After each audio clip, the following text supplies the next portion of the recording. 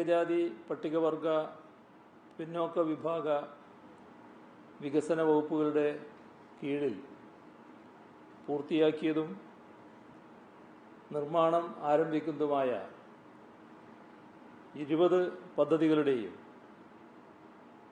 സാമൂഹ്യ ഐക്യദാർഢ്യ പക്ഷാചരണ സമാപനത്തിൻ്റെയും ഉദ്ഘാടനമാണ് ഇന്നിവിടെ നടക്കുന്നത്. പട്ടികജാതി പട്ടികവർഗ വിദ്യാർത്ഥികളുടെയും യുവാക്കളുടെയും കോളനികളുടെയും പിന്നോക്ക വിഭാഗത്തിൻ്റെയും ഉന്നമനം ലക്ഷ്യമിട്ടുള്ളതാണ് ഇവിടെ ആരംഭം കുറിക്കുന്ന പദ്ധതികൾ. ഇവിടെ പ്രസ്താവിച്ചതുപോലെ അതിൽ മെട്രിക്, പോസ്റ്റ് മെട്രിക് ഹോസ്റ്റലുകളുണ്ട്, കുടിവെള്ള പദ്ധതികളുണ്ട്, സ്വയം തൊഴിൽ നേടുന്നവർക്കുള്ള വായ്പാ വിതരണമുണ്ട്, തൊഴിൽദാന പദ്ധതികളുണ്ട്. ഇതെല്ലാം ഓരോ വേദികളിലായി വലിയ ആഘോഷപൂർവം നടക്കേണ്ട പരിപാടികളായിരുന്നു. പക്ഷേ ഈ ഘട്ടത്തിൽ ഉള്ള പരിമിതികൾ കാരണമാണ് ഒറ്റ വേദിയിൽ ഈ 20 പദ്ധതികളും ഉദ്ഘാടനം ചെയ്യപ്പെടുന്ന സ്ഥിതി വന്നിരിക്കുന്നത്. ഇടുക്കിയിലെ കോടാലിപ്പാറയിൽ നിർമ്മാണം പൂർത്തിയാക്കിയ പോസ്റ്റ് മെട്രിക് ഹോസ്റ്റൽ, ആ സ്ഥലങ്ങൾ മുഴുവൻ പറയേണ്ടതില്ല എന്നാണ് തോന്നുന്നത്. ഇവിടെ എല്ലാ സ്ഥലങ്ങളെക്കുറിച്ചും പറഞ്ഞു കഴിഞ്ഞിട്ടുണ്ട്. കാസർഗോഡ് ജില്ലയിലെ കുറ്റിക്കോൽ, വേദടുക്ക എന്നിവിടങ്ങളിൽ പണി പൂർത്തിയാക്കിയ പ്രീ മെട്രിക് ഹോസ്റ്റലുകൾ, കണ്ണൂർ ഇരിട്ടിയിലെ ആറളം ഫാം ഉൽപ്പന്ന ഷോറൂം, ട്രൈബൽ അറ്റ്ലസ് പ്രസിദ്ധീകരണം, ഇവയാണ് പട്ടികവർഗ വകുപ്പിൻ്റെ നേതൃത്വത്തിൽ ഇന്നിവിടെ ഉദ്ഘാടനം ചെയ്യപ്പെടുന്നത്. കോഴിക്കോട് മരുതോങ്കരയിൽ നിർമ്മാണം പൂർത്തിയാക്കിയ doctor BR Ambedkar government model residential school, Palakkad ജില്ലയിലെ കൊഴിഞ്ഞാമ്പാറയിൽ പണി പൂർത്തിയാക്കിയ പോസ്റ്റ് മെട്രിക് ഹോസ്റ്റൽ, ഇവ പട്ടികജാതി വകുപ്പിൻ്റെ ഭാഗമായുള്ളതാണ്. Thiruvananthapuram Thonnakkal model residential school കെട്ടിടം, ആറ്റിങ്ങൽ മണ്ഡലത്തിലെ 18 പട്ടികജാതി കോളനികൾക്കുള്ള കുടിവെള്ള പദ്ധതികൾ, ഇവയുടെ ശിലാസ്ഥാപനവും ഇതിനൊപ്പമുണ്ട്. പിന്നോക്ക വിഭാഗ വികസന കോർപ്പറേഷൻ്റെ ആഭിമുഖ്യത്തിൽ 100 ദിവസം കൊണ്ട് 3060 പേർക്ക് തൊഴിൽ നൽകുന്ന പദ്ധതിയാണ് നടപ്പിലാക്കുന്നത്. അതിനായി സ്വയം തൊഴിൽ വായ്പകൾ നൽകുന്നു. ഈ വർഷത്തിൽ ആകെ 650 കോടി രൂപയുടെ വായ്പാ പദ്ധതികളാണ് പിന്നോക്ക വിഭാഗ കോർപ്പറേഷൻ നടപ്പാക്കുന്നത്. തലശ്ശേരി, മാനന്തവാടി, കാഞ്ഞിരപ്പള്ളി, അടൂർ, പത്തനാപുരം, കാഞ്ഞങ്ങാട് എന്നിവിടങ്ങളിൽ കോർപ്പറേഷൻ്റെ സബ് ഓഫീസുകളും ഉദ്ഘാടനം ചെയ്യപ്പെടുകയാണ്. സംസ്ഥാന പട്ടികജാതി പട്ടികവർഗ വികസന കോർപ്പറേഷൻ്റെ നേതൃത്വത്തിൽ 1500 പേർക്ക് തൊഴിൽ നൽകുന്ന ഒപ്പം പദ്ധതിയാണ് ഇന്ന് ആരംഭം കുറിക്കുന്ന മറ്റൊരു പദ്ധതി. ഹരിത കേരള മിഷൻ്റെ ഭാഗമായി കാർഷിക മേഖലാ വായ്പകളും നൽകുന്നുണ്ട്. സംസ്ഥാന പരിവർത്തിത ക്രൈസ്തവ വികസന കോർപ്പറേഷൻ്റെ ആഭിമുഖ്യത്തിൽ ആരംഭിക്കുന്ന കോട്ടയത്തെ മത്സര പരീക്ഷ പരിശീലന കേന്ദ്രത്തിൻ്റെയും കോവിഡ് ബാധിച്ച 500 കുടുംബങ്ങൾക്കുള്ള പ്രത്യേക ധനസഹായ വിതരണത്തിൻ്റെയും കൂടി ഉദ്ഘാടനവും ഇവിടെ നടക്കുകയാണ്. ഇതെല്ലാം ചരിത്രപരമായ കാരണങ്ങളാൽ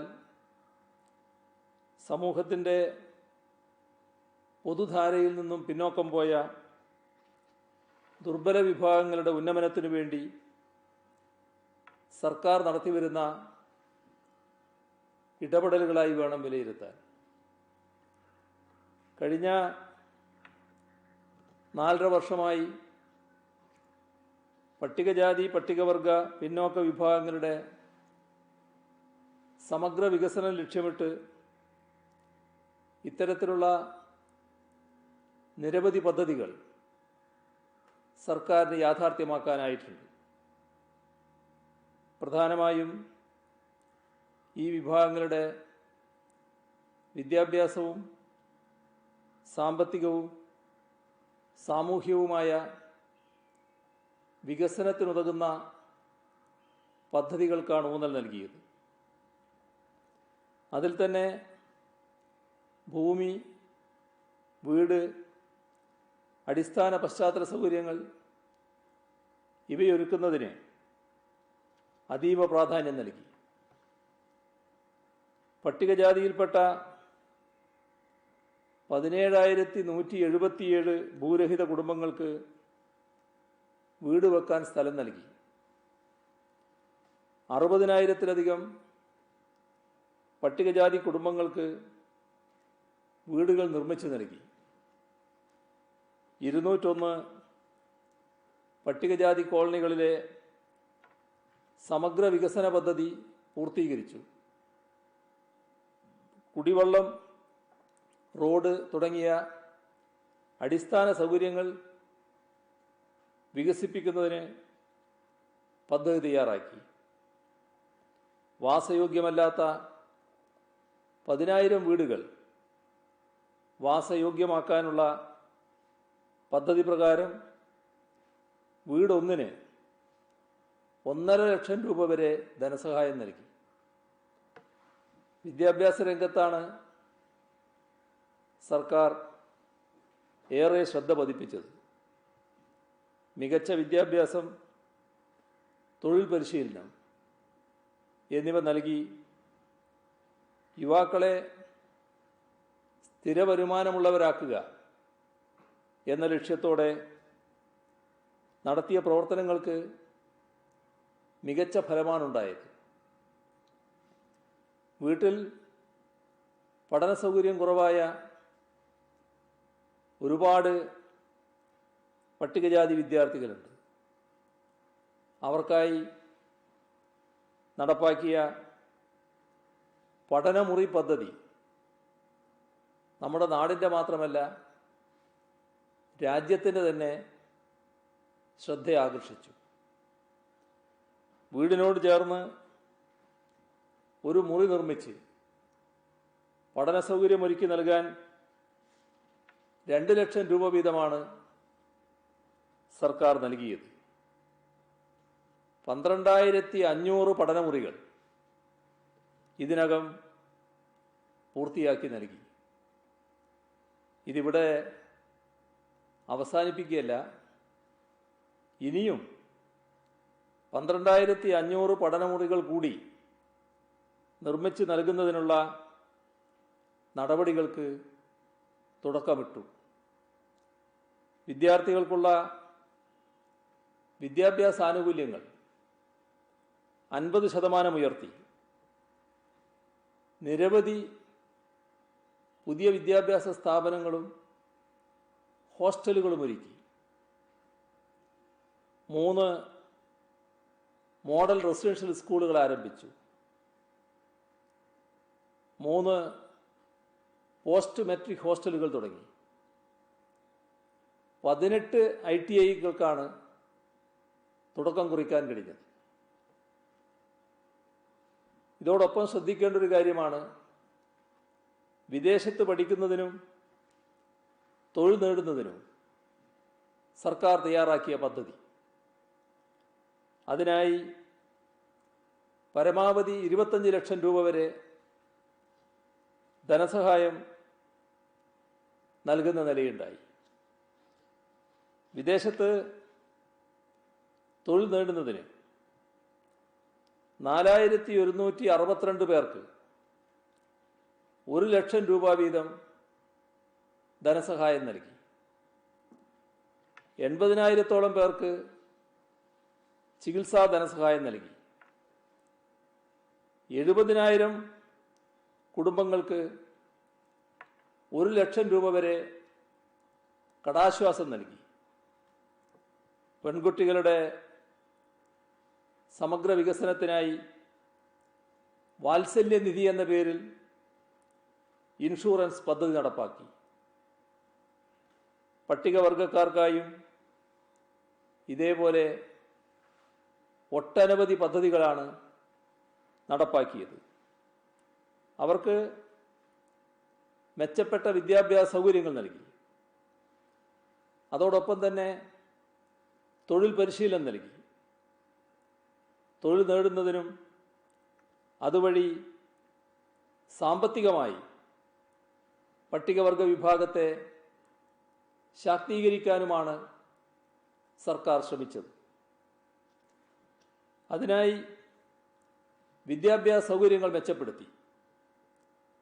പട്ടികവർഗ വിദ്യാർത്ഥികൾക്ക് അവരുടെ ഗോത്രഭാഷയിൽ തന്നെ കാര്യങ്ങൾ മനസ്സിലാക്കുന്ന നിലയിൽ വിദ്യാഭ്യാസ രംഗം മാറ്റം വരുത്തി. സ്കൂളിൽ ആദ്യമായി ചെല്ലുന്ന കുട്ടികൾ മലയാളം കേൾക്കുകയാണെങ്കിലും അതവർക്ക് അപരിചിതമായ ഭാഷയായി മാറുകയാണ്.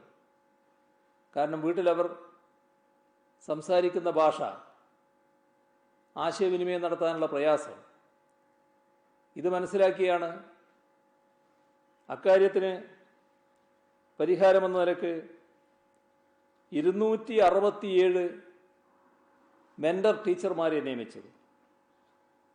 അങ്ങനെ വന്നപ്പോൾ കുട്ടികൾക്ക് വിദ്യാഭ്യാസം അങ്ങേയറ്റം ലളിതവും അനായാസവുമായി. കാരണം അവർ ശീലിച്ചു വന്ന ഭാഷയിൽ സ്കൂളിലെത്തുമ്പോൾ ആശയവിനിമയം നടത്താൻ കഴിയുന്നതുകൊണ്ട് അമ്പരപ്പും പരിഭ്രാന്തിയുമില്ലാതായി.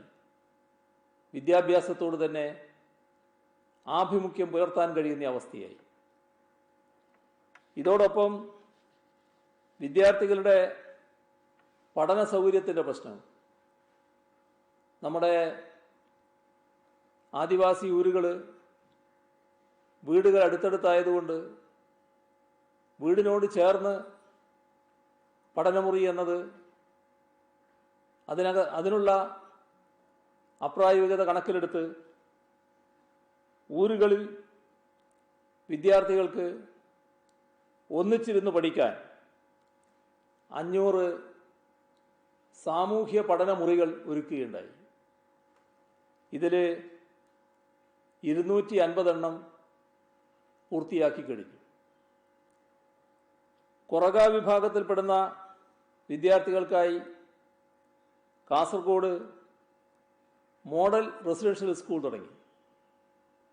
പാലക്കാട് മീനാക്ഷിപുരത്ത് പ്രീ മെട്രിക് ഹോസ്റ്റലും, തിരുവനന്തപുരത്തെ ശ്രീകാര്യം, ഇടുക്കിയിലെ മറയൂർ, പാലക്കാട്ടെ പുതുപ്പരിയാരം, അഗളി, വയനാട് പാച്ചിക്കുന്ന്, കാസർഗോഡ് രാവണീശ്വരം, ഇവിടങ്ങളിലെല്ലാം പോസ്റ്റ് മെട്രിക് ഹോസ്റ്റലുകൾ ആരംഭിച്ചു.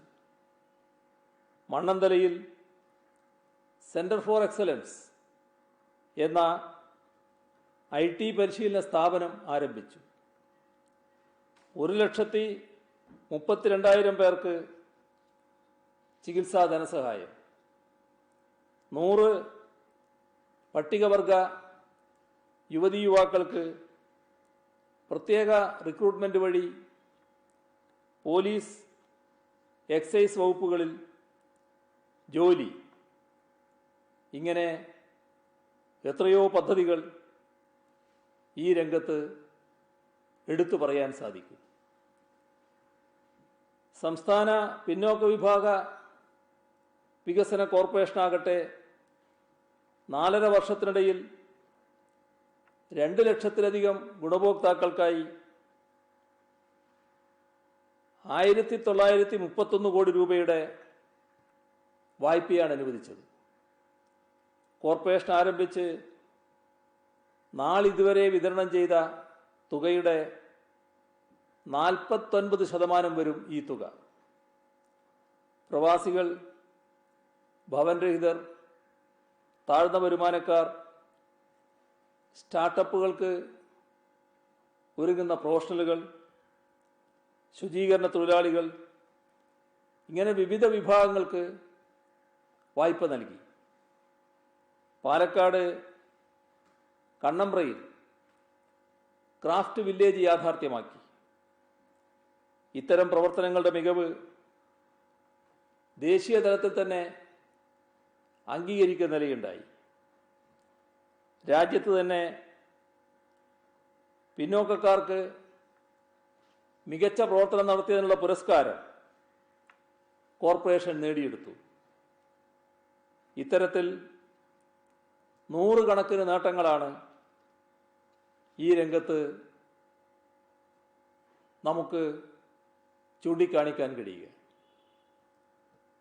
മറ്റ് പല സംസ്ഥാനങ്ങളിലും രാജ്യത്തെ പൊതുവിലുള്ള നില ദളിതർക്കും പിന്നോക്ക വിഭാഗക്കാർക്കുമെതിരെ വലിയ ഭീഷണികളും അക്രമങ്ങളും നടക്കുന്ന കാലമാണിത്.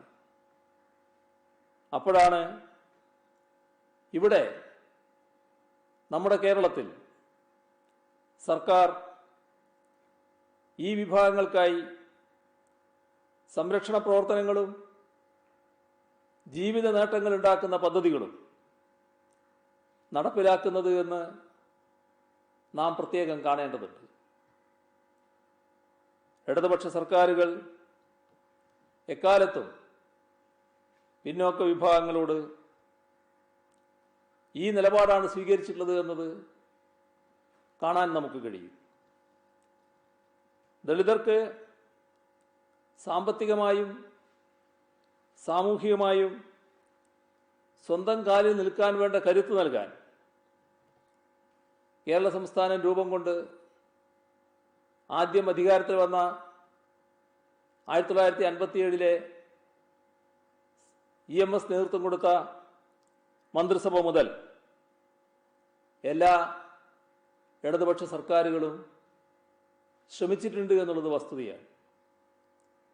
കാർഷിക ബന്ധങ്ങൾ, ഭൂബന്ധങ്ങൾ ഇവയിലെല്ലാം വരുത്തിയ അടിസ്ഥാനപരമായ മാറ്റം, വിദ്യാഭ്യാസ രംഗത്ത് വരുത്തിയ മാറ്റം, ഇവയൊക്കെ അതിൻ്റെ ഉദാഹരണങ്ങളാണ്. അതിൻ്റെ ഭാഗമായി നമ്മുടെ സംസ്ഥാനത്തെ ഈ പറയുന്ന വിഭാഗങ്ങൾക്കുണ്ടായ മാറ്റം അത് പ്രത്യേകം സാമൂഹ്യ രംഗത്തെക്കുറിച്ച് പഠിക്കുന്നവർ എടുത്തു പറഞ്ഞിട്ടുള്ള കാര്യമാണ്. കാർഷിക ഭൂബന്ധങ്ങളിൽ നടത്തിയ അഴിച്ചുപണിയാണ് അതിലേറ്റവും പ്രധാനം. ജന്മിക്ക് ആരെയും ഇറക്കിവിടാൻ അവകാശമുണ്ടായിരുന്ന നാടായിരുന്നു ഇത്. അത് നിയമം കൊണ്ട് തടയുന്നത് 1957 അധികാരത്തിൽ വന്ന EMS മന്ത്രിസഭയാണ്. അതിനായി ഇറക്കിയ ഓർഡിനൻസ് കുടിയൊഴിപ്പിക്കൽ നിരോധനം, ഇത് ജനങ്ങളാകെ ആവേശപൂർവ്വം വരവേറ്റൊരു കാര്യമായിരുന്നു. അതോടൊപ്പം തന്നെ അവരവരുടെ കുടിൽ നിൽക്കുന്ന ആ കുടിലും അത് സ്ഥിതി ചെയ്യുന്ന 10 സെന്റ് സ്ഥലവും കുടികിടപ്പുകാരന് അവകാശപ്പെട്ടതാണെന്ന് പ്രഖ്യാപിച്ചുകൊണ്ട് ആ കുടികിടപ്പുകാരനെ ആ 10 സെന്റിൻ്റെ ഉടമയാക്കി മാറ്റിയത് ആ കാലത്ത് നമ്മുടെ സമൂഹത്തിൽ ഏറ്റവും വലിയ മാറ്റം ഉണ്ടാക്കിയൊരു കാര്യമായിരുന്നു. മണ്ണിൽ പണിയെടുക്കുന്നവന് മണ്ണിനുമേൽ അവകാശം നൽകുന്ന നില, തൻ്റെ വീട്ടിൽ കിടന്നുറങ്ങാൻ കഴിയുന്ന അവസ്ഥ, അതോടെ ആ കുടുംബത്തിൻ്റെ അഭിമാനബോധം വല്ലാത്തൊരവസ്ഥയിലേക്ക് ഉയരുകയായിരുന്നു. ഭൂപ്രമാണിമാരുടെ നിയമവിരുദ്ധമായ ആജ്ഞകളും കൽപ്പനകളും, കുടുംബം തകർക്കുന്ന കൽപ്പനകളും അനുസരിക്കേണ്ടതില്ല എന്ന നില വന്നു. നേരത്തെ അനുസരിച്ചിരുന്നില്ലെങ്കിൽ ഇറക്കി വിടുമായിരുന്നു, ജീവിക്കാൻ പോലും കഴിയുമായിരുന്നില്ല. അതിനാണ് അന്ത്യം കുറിക്കുന്ന അവസ്ഥ വന്നത്. ചെയ്ത ജോലിക്ക് ശിരസ്സുയർത്തിപ്പിടിച്ച് തന്നെ കൂലി ചോദിച്ചു വാങ്ങാം എന്ന സ്ഥിതി നമ്മുടെ സമൂഹത്തിലുണ്ടായി. ഇത്തരം രീതിയിലൊക്കെയാണ് നമ്മുടെ സംസ്ഥാനത്ത് ആത്മാഭിമാനമുള്ള ഒരു കർഷക സമൂഹം രൂപം കൊണ്ടത് എന്നതും നാം കാണേണ്ടതായിട്ടുണ്ട്. അതിൻ്റെ പിന്നിൽ നിരവധി പ്രക്ഷോഭങ്ങളുടെയും സമരങ്ങളുടെയും അനുഭവിക്കേണ്ടി വന്ന ഒട്ടേറെ പീഡനങ്ങളുടെയും രക്തസാക്ഷിത്വങ്ങളുടെയും അടക്കം വേറുറ്റ ചരിത്രങ്ങളുമുണ്ട്. ഈ ചരിത്രം ആകെ തമസ്കരിച്ചുകൊണ്ട് ജാതിവെറിയുടെയും മതസ്പർദ്ധയുടെയും ഇരുണ്ട കാലത്തേക്ക് വീണ്ടും അധസ്ഥ വിഭാഗത്തെ തള്ളിയിട്ട് ചൂഷണം ചെയ്യാൻ പല ജാതീയ ശക്തികളും വർഗീയ ശക്തികളും ഇന്ന് മത്സരിക്കുകയാണ്. ഈ ശ്രമങ്ങൾ തിരിച്ചറിയാൻ നമുക്ക് കഴിയണം. ആരാണ് കൂടെ നിന്നിട്ടുള്ളത്? ആരുടെ നടപടികളാണ് തങ്ങളെ അഭിവൃദ്ധിയിലേക്ക് നയിച്ചിട്ടുള്ളത്? ആരാണ് ചതിച്ചിട്ടുള്ളത്? ഇതെല്ലാം കൃത്യമായി തിരിച്ചറിയാൻ നമുക്ക് കഴിയണം. ആരാണ് സമത്വത്തിലേക്ക് കൈപിടിച്ചുയർത്തിയത്? ആരാണ് അസമത്വത്തിലേക്ക് ചവിട്ടി താഴ്ത്തുന്നത്? ഇതും തിരിച്ചറിയാനാവണം.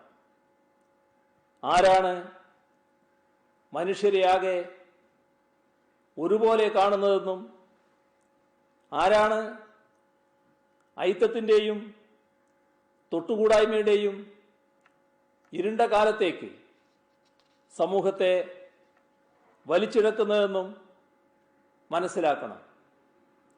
ആ തിരിച്ചറിവിൽ നിന്നുകൊണ്ട് വേണം ഓരോ സാമൂഹ്യ ഐക്യദാർഢ്യ പക്ഷാചരണവും നടത്തേണ്ടത് എന്ന് മാത്രമാണ് എനിക്ക് ഈ ഘട്ടത്തിൽ സൂചിപ്പിക്കാനുള്ളത്.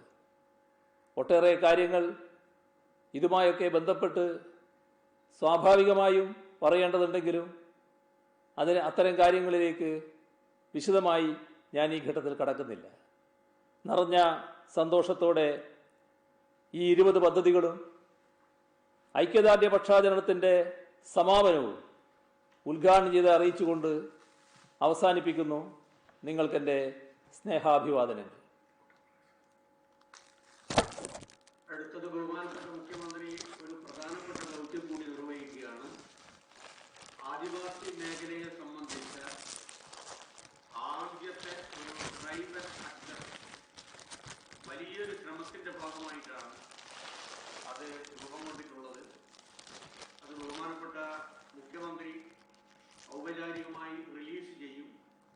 ഈ കൃത്യവുമായി ബന്ധപ്പെട്ടുകൊണ്ട് ഒരു ഇൻട്രൊഡക്ടറി വാക്ക് പ്രിയപ്പെട്ട ട്രൈബൽ ഡയറക്ടർ ഡോക്ടർ പുകഴേന്തി ആദ്യം സമർപ്പിക്കും. അയ്യോ, സമാനത്തിനായ മുഖ്യമന്ത്രി, ബഹുമാനപ്പെട്ട വകുപ്പ് മന്ത്രി സർ, പട്ടികവർഗ വികസന വകുപ്പ് ഒരു പട്ടികവർഗ ജനതയുടെ സമഗ്ര വികസനം ലക്ഷ്യമിട്ടുകൊണ്ട് നിരവധി പദ്ധതികൾ നടപ്പിലാക്കി വരികയാണ്. ഈ പദ്ധതികൾ പ്രാവർത്തികമാക്കുവാൻ വേണ്ടി ഗോത്ര ജനതയുടെ സാമൂഹ്യ സാമ്പത്തിക സാഹചര്യങ്ങളെ കുറിച്ചുള്ള അടിസ്ഥാന വിവരവും ഇവർ അധിവസിക്കുന്ന ഭൂപ്രദേശങ്ങളെ കുറിച്ചുള്ള അറിവും അത്യാവശ്യമായിട്ട് ആവശ്യം വരികയാണ് സർ. ഇതിലേക്കായി പട്ടികവർഗ വികസന വകുപ്പിന്റെ ചരിത്രത്തിൽ ആദ്യമായി സംസ്ഥാനത്തിലെ എല്ലാ ജില്ലകളിലുമുള്ള പട്ടികവർഗ വിഭാഗങ്ങൾ അധിവസിക്കുന്ന സങ്കേതങ്ങളുടെ ജോഗ്രാഫിക്കൽ ലൊക്കേഷൻസ് സ്ഥാനനിർണയ വിവരശേഖരണം നടത്തി ഗ്ലോബൽ പൊസിഷനിംഗ് സിസ്റ്റം GPS സംവിധാനം ഉപയോഗിച്ച് രേഖപ്പെടുത്തുകയും അവയെ ക്രോഡീകരിച്ച് ജോഗ്രാഫിക്കൽ ഇൻഫർമേഷൻ സിസ്റ്റം GIS എന്ന് പറയുന്ന സോഫ്റ്റ്വെയർ ഉപയോഗിച്ച് വിഭവ ഭൂപടങ്ങളാക്കുകയും ചെയ്തിട്ടുണ്ട്. ഇതുപോലെ തന്നെ പട്ടികവർഗ വികസന